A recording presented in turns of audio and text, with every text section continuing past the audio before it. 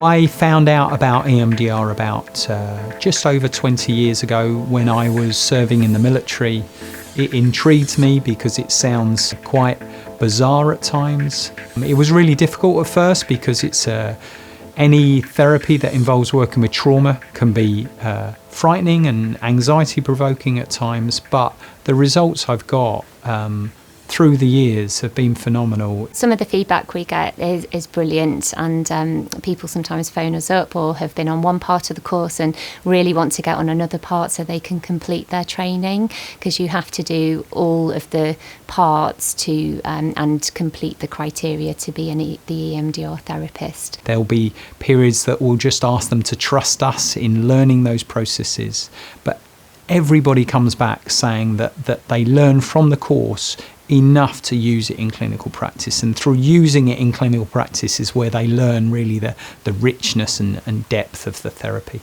Delegates come from all different backgrounds, so some are in private practice, some with the NHS, some work in forensics with complex trauma, and they bring a lot of questions and a lot of different clients to the training. So our training team is made up of a wide variety of different clinical professions, from clinical psychology, counselling psychology, CBT therapists. A really important part of their background is that they still use their EMDR or their core mental health profession on a day-to-day basis, whether they're working in the NHS or in private practice.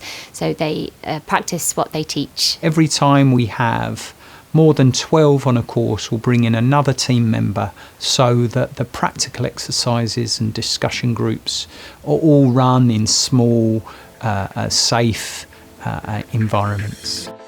We've chosen to use real clients and real clinical videos instead of using actors, because it's a really important part of the authenticity of the training. People see it working, not always 100% to textbook, but they will see it working, clients responding, and it's, I think, one of the most powerful parts of the whole training. Part 1 training is 3 days, and then you have to go away for a minimum of a couple of months to put what they've learned from that and practice with their clients. And then we do a 2-day part 2 training and a 2-day part 3 training.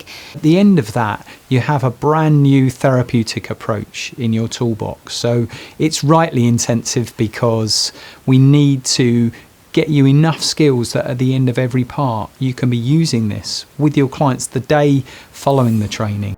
There's a mixture of kind of didactic teaching, but there's also practical sessions where you're either delivering it with somebody or receiving it, and that's a really important part of the process, that you experience it not only from learning but actually having it, having the experience yourself. We've trained lots of clinicians over the years, and the knowledge that they have then worked with hundreds of clients keeps us really enthused and passionate about what we do.